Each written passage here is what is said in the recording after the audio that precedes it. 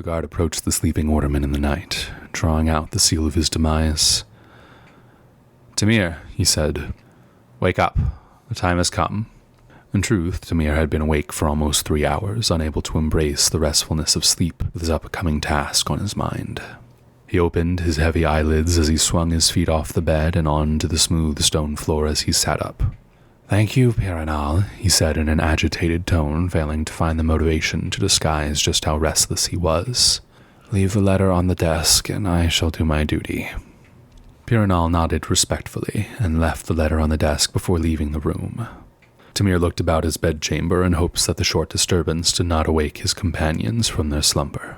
They seemed to be sleeping soundly, with one of them continuing to snore much the same as he had previously. Nevertheless, Tamir snuck out with all the subtlety of a mouse retreating from a sleeping cat as he snatched the letter off the desk and dashed into the hallway. He hoped that, with any luck, he could finish his task and be back in bed before sunrise, with none of his companions any wiser about what was to happen this night. Letter delivery always seems such a harmless task among the duties one could be assigned at the prison fortress of Awelin. Indeed, Tamir was often disappointed when it was announced as one of his weekly duties. This time, of course, was different. At first he wished someone else had been chosen in his initial panic after being informed, but he quickly discarded such selfish thoughts. This burden was too cruel even for his worst enemies. He wished that they could have destroyed the letter or ignored the request, but such hope was folly. The king himself had made the seal, and the Grand Master of their order had come in person to see that this task was accomplished with all haste. Thus, he was presented with a dreadful dilemma. He could deliver the letter and hope that all went well, or he could flee, become an outcast of the order and an exile of the great kingdom of Winoria. He walked along the hallway, brushing his hand against the uneven stone bricks as his eyes adjusted to the lamplight. The light of the stone glowed faintly in the hall, stored up throughout the day within the crystal lamps before being brought inside for evening lighting. The hallway extended along the edge of the stronghold, with a set of windows looking out over the lands north of the prison. It was there that he noticed the half-moon shining with its accustomed brightness in the cloudless sky and the stars which twinkled in the endless black field of night. He stopped for a moment and peered through one of the wider windows which overlooked both the entrance gate as well as the lands below. It was much too dark to see far into the valleys, but even in this light, one could still admire the beauty of the seemingly endless fertile fields as they ran from the mountain's edge to the sea. He looked down towards the entrance of the stronghold, reminiscing about when he first entered the order, and the time when the curse of the stronghold was first explained to him. It was widely known that Awelin had some strange affliction which brought an overwhelming wariness upon its inhabitants. Indeed, he was rather disappointed with the superstition. The great kingdom of Winoria had done so much since the fall of the Empire to detach itself from the superstitions and prejudices of the past. And yet despite this, the belief in a cursed stronghold loomed over the surrounding valleys and countryside all the way up to the enclosed sea.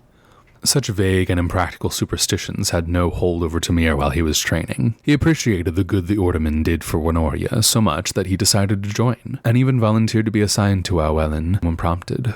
He remembered arriving through those gates, entering the practice yard, and hearing the sound of steel mixed with the waterfalls nearby. He remembered the first whiff of the fresh mountain air mixed as it was with the wet scents of pine and moss, and the beautiful view of the noonday sun shining down on the valleys below, extending his vision to the ends of southern Winoria.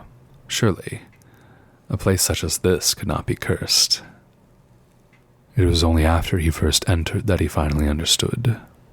It was hauntingly quiet. No man laughed or joked. Guards ate in stillness, and there were no women.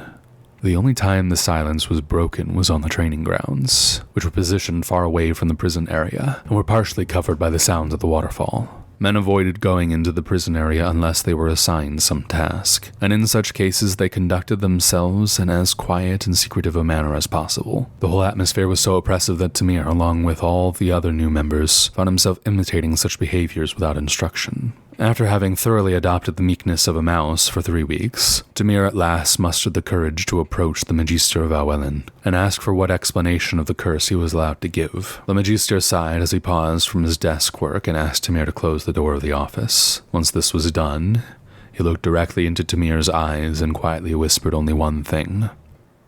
"We hold the Jade Sorcerer at the bottom of this prison." He then returned to his letters and asked Tamir to leave. The Jade Sorcerer.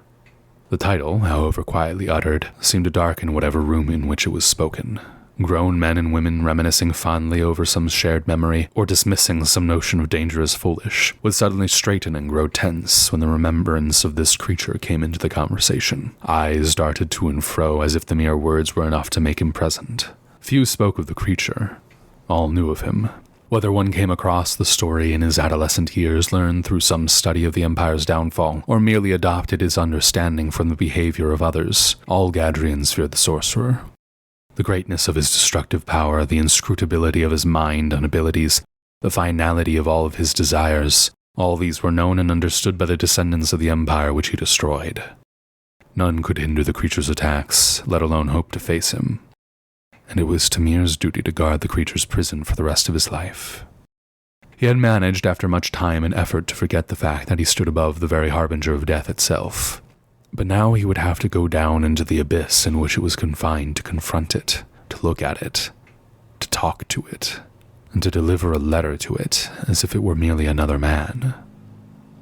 The thought of it, alongside the renewed blood flow to his brain, once again filled him with an overwhelming sense of dread and a desire to forsake the order and abandon his post. He contemplated once more all his options for how to escape Awelin and flee into Nerdach to the south. True, he would need to escape from one of the best defended fortresses in the kingdom, pass through a forest filled with outlaws and oathbreakers, and then somehow survive the arduous journey over the snow-capped peaks by himself. And yet, the feeling that such a perilous journey was by far the safer option grew within him with each beat of his heart.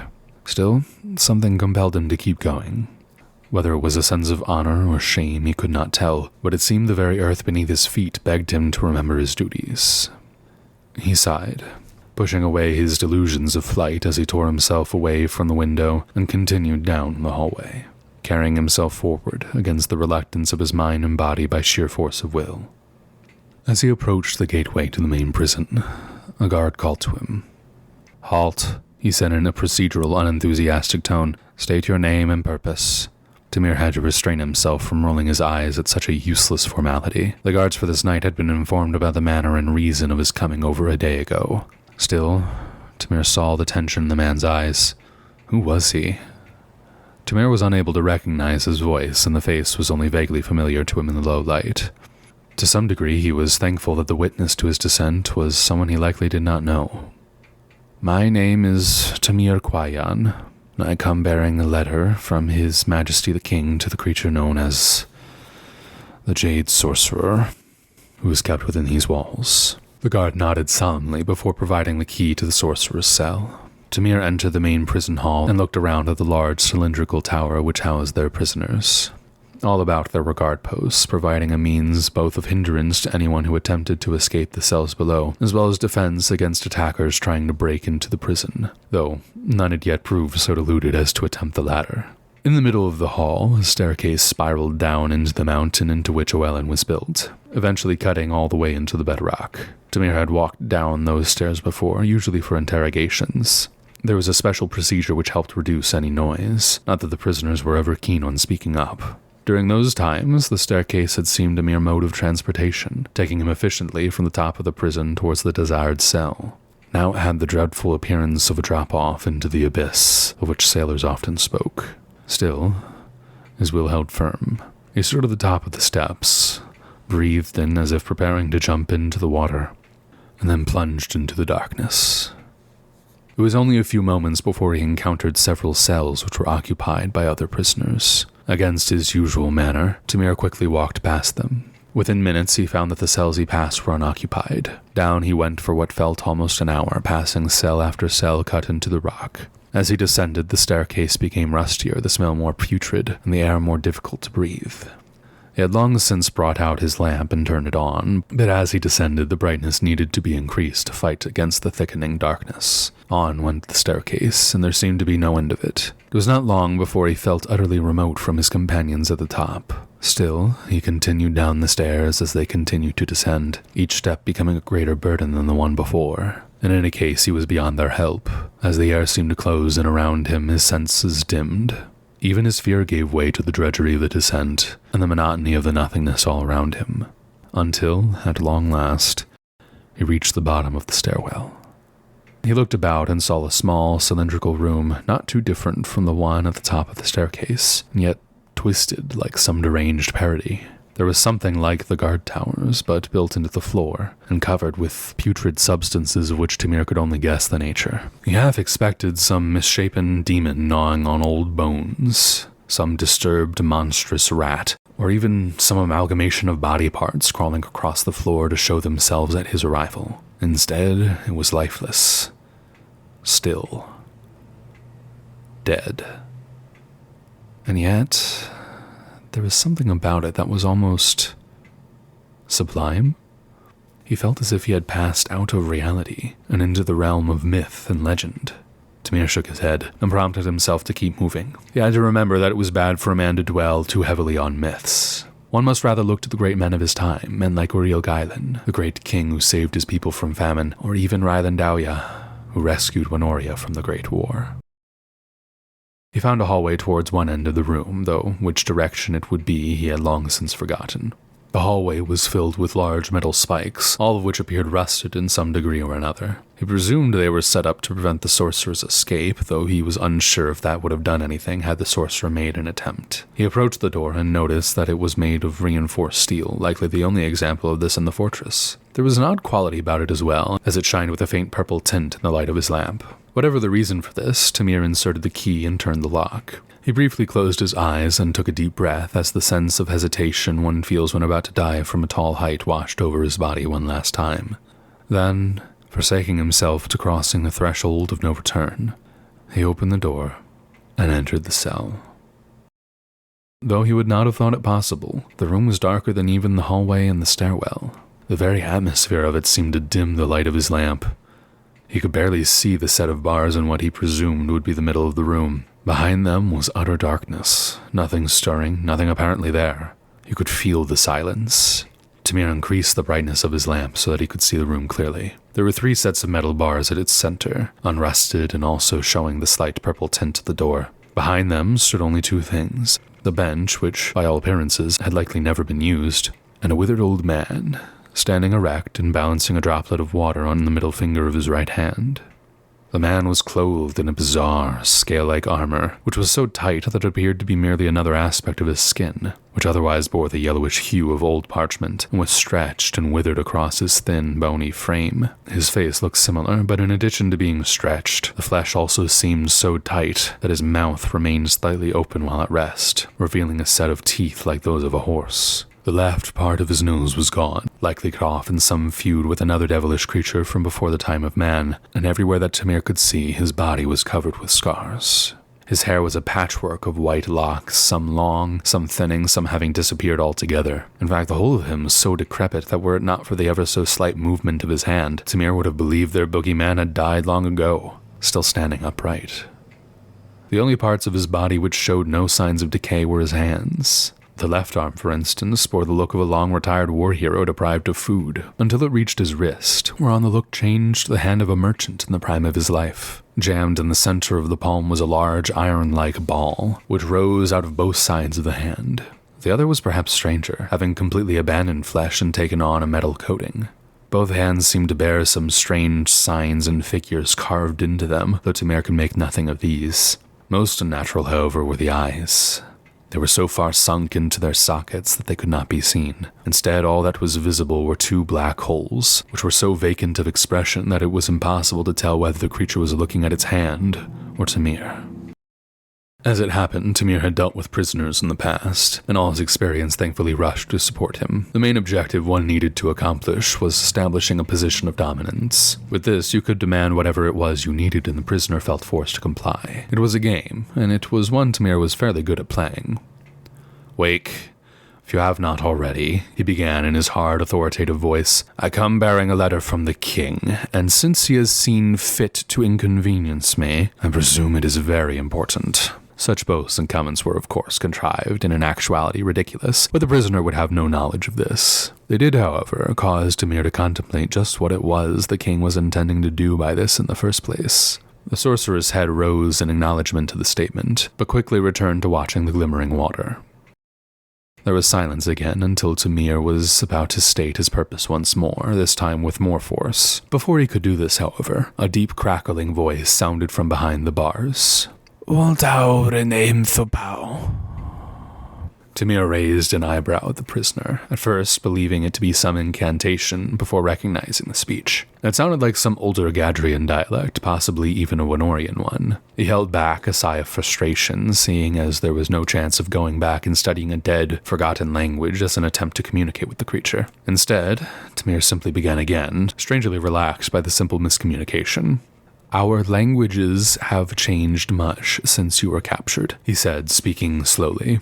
There is no time for this now. I have a letter from the king. I shall leave it within arm's reach. Suddenly the sorcerer began laughing mockingly, throwing back his head in utter amusement. Thou triest too much, lad, he said. Thou cannot possibly expect my taking thee seriously when thou speakest in such a tone. The sorcerer was less successful with holding back his laughter with each word that he uttered. Tamir stood dumbfounded as he stared at the creature, unsure of how to respond. He quickly tried to gain control of himself, but was immediately interrupted by the sorcerer once he finished laughing. Humans are so prideful in your disgusting languages that thou thought I truly could not understand thee. I truly hope you simple creatures never change. It would make this world so much less interesting. But enough talk. Go on, bring thy letter here. I'm sure thy precious king has no time for delays. Tamir shook his head, ostensibly as a show of disappointment, but in truth he was attempting to shake off the shock.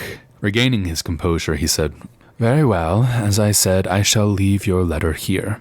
As he spoke, he tossed the letter towards the bars, and it landed between the first set of 3. It was then that he became aware of the eyes buried deep within those sockets. They were still invisible to him, but he could almost feel the vengeful glare as it locked its gaze on him.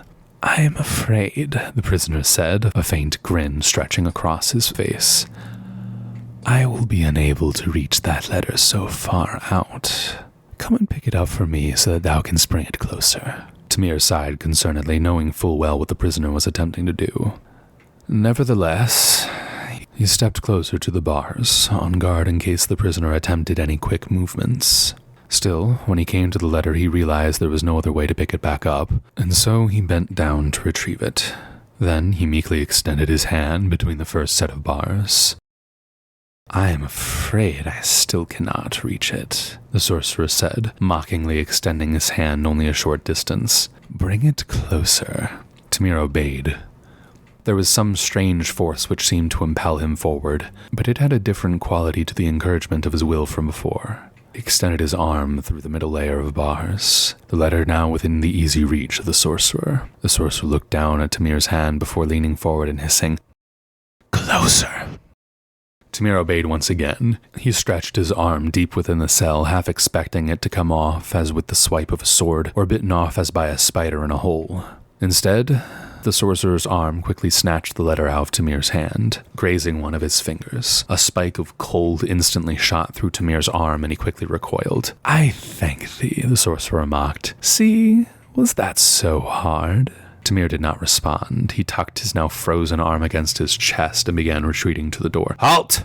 Tamir's body froze instantly, and he unwillingly turned around to face the look of the old man's eyes, holding him firmly within the room. The sorcerer smiled. I did not give thee leave to go. Besides, I might have something to say to thee once I am finished. Tamir remained rigid as he was released from the grip of the creature's eyes. The sorcerer opened the letter and began reading. Within a minute, the sorcerer likewise became rigid, though for what cause could not be discerned. He sat on the bench behind him for a moment before looking up at Tamir, who was desperately looking away. What is thy name? The sorcerer asked, all mockery and intimidation leaving his voice. Tamir Kwayan, Tamir said after a pause. The sorcerer mused over that answer. Tamir. I remember someone with the name Tamir. In general, I try to remember the names of all my victims before killing them. I owe them that at least. Yes. Tamir was a thief as well as an occasional murderer. The sorcerer looked directly into Tamir's eyes again. I am presuming thou wouldst never commit such horrible actions.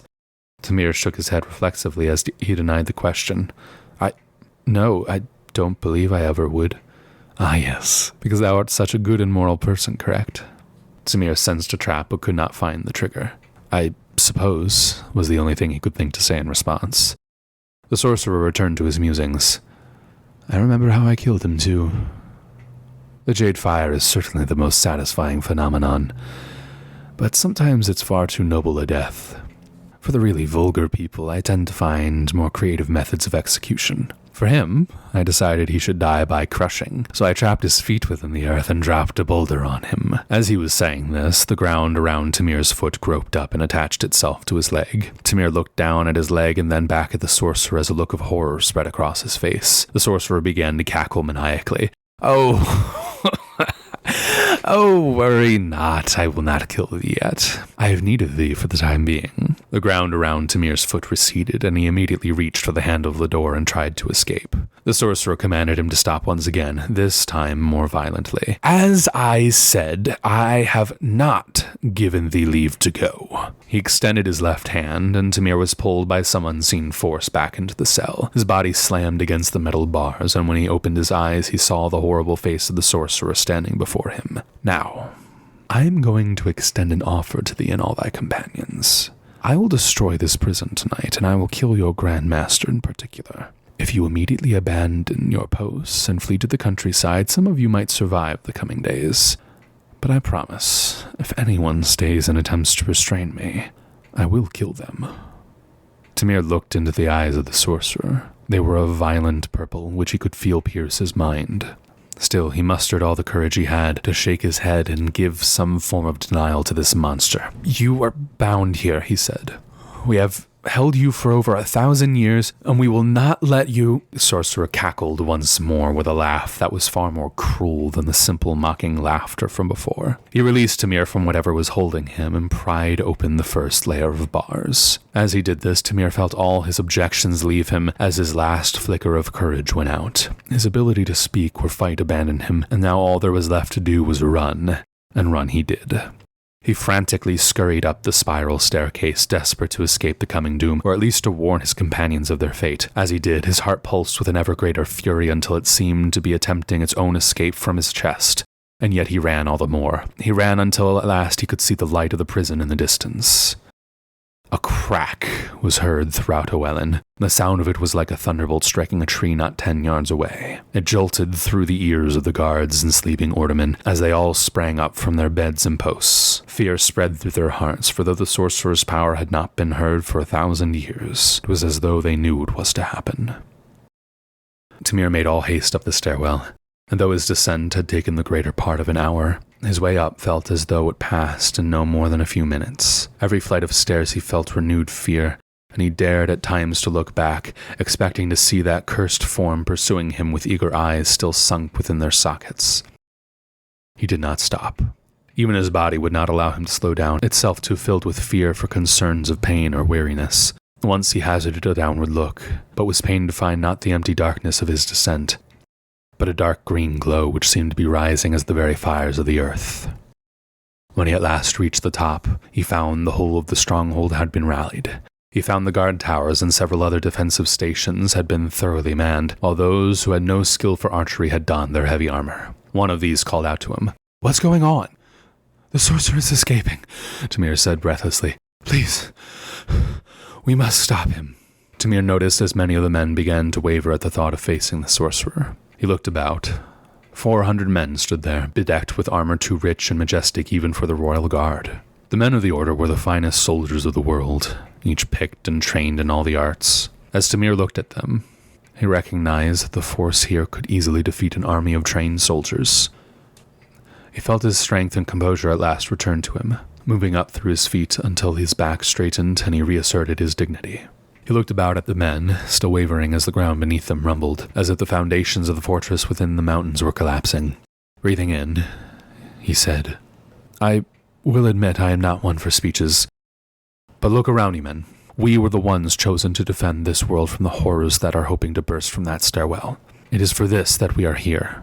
Therefore, let us not waver in this, our kingdom's day of need." The words seemed to come to him as from nothing. And throughout his short speech, he noticed that the men about him grew in confidence. He was thankful that when the earth shook again, that confidence seemed not to waver. The whole room was filled with a renewed sense of life and bravery. These men would fight, because it was their duty. "I will go to the Grand Master," Tamir said. "Perhaps we can evacuate him at least." "Very well," the Magister said, uncovering his head. "I will assume command while the sorcerer attacks. Whatever happens, we will find a way to keep him within these walls. Our people captured him once, 1,000 years ago. Surely we can do the same today."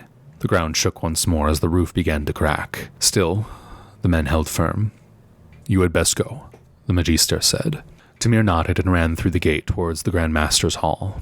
As he did, he heard the sounds of fighting and firing ballistae, which he knew meant the sorcerer had found his way to the top of the stairwell. Still, he did not look back. Instead, he made his way through the fortress, continuing his run until he found the Grand Master pacing in the Magister's office. He was clearly startled by Tamir's sudden entrance and quickly examined the lowly orderman with a look of pained anticipation on his face. "Grand Master," Tamir cried, "we must leave the stronghold at once." The Grand Master looked down at the maps of Wenoria and the plans he had set on his table. There were red pins all over the map, many of which seemed to coincide with the locations of order houses.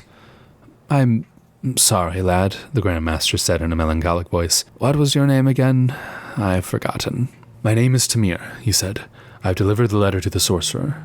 "I see," he sighed. "Well, that is that, I suppose, though I'm guessing not everything worked out, considering the noise I've been hearing. That creature escaped, hasn't he?" "Yes," Tamir said, "which is why we need to evacuate you at least." The Grand Master turned away as if contemplating a decision. "No," he finally said, "I will not be able to leave anyway, as the sorcerer will likely be hunting me. It was a mistake to send that letter down there, I now realize. I have no idea what His Majesty was thinking." A realization seemed to brighten in his eyes. Could he be... No, that's not possible.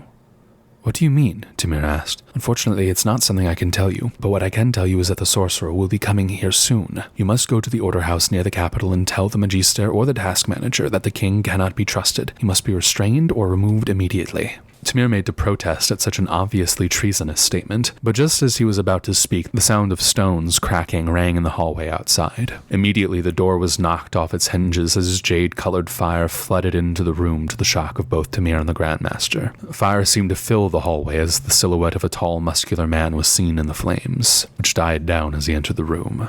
"I will admit, that was even more boring than I expected," the man said as he walked towards the two of them. The Grand Master's face was hard, with his hands held behind his back. "So, the letter spoke true. One of you are here. Did you kill the men in this prison?" the Grand Master asked. "Of course. I offered my guards the same deal as this young man right here. Flee and some of you might survive, but if you stay and fight, I will kill all of you." "You are a monster," the Grand Master said from a face of cold stoicism. The man shrugged. It was only then that Tamir noticed the scale-like armor which he bore on his skin. "They stayed and fought, so I killed all of them. What can I say? A man is nothing more than his word, and I have a reputation to maintain." "This man is the sorcerer?" Tamir thought.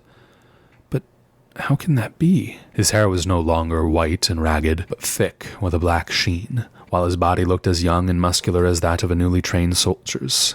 His face was restored, though it still bore many scars, and his purple eyes were now naturally visible on his face. "You killed them?" Tamir said, mouth agape. "Of course," the sorcerer said, seemingly confused by the question. "Did thou not hear the words which I spoke? They should have been understandable, even to one of so small a mind as thee." Tamir drew his sword and charged the sorcerer, swinging at his head. "I would not do that if I were thee," the sorcerer said, his purple eyes seeming to glow as Tamir's body became rigid. "This wasn't how this was supposed to go," the Grand Master said, drawing his own sword and moving to engage the sorcerer. The two of them locked eyes, and Tamir was shocked to see the Grand Master maintain control of his body. Eventually, however, he could not bear the creature's gaze and looked away. "It never does when one deals with powers beyond their own. Perhaps thy king will learn that one day. For now, I will do thee the favor of making thy lesson swift." The Grand Master tensed, but otherwise showed no signs of fear. "So, killing me is part of the plan?" he asked. "In a sense," the sorcerer said, raising his left hand, the one with the metal ball in its palm. "More immediately, however, I'm repaying the debt to the one who helped me escape." As he spoke, The Grand Master's feet slid across the ground as his body was pulled towards the sorcerer. He spasmed for a few moments before dying of the electricity from the metal ball, while all Tamir could do was stand there and watch. The sorcerer then turned to him, wearing that same mocking smile he bore down in the prison, and said, "Oh, worry not. I shall not kill thee yet. I have a task for thee."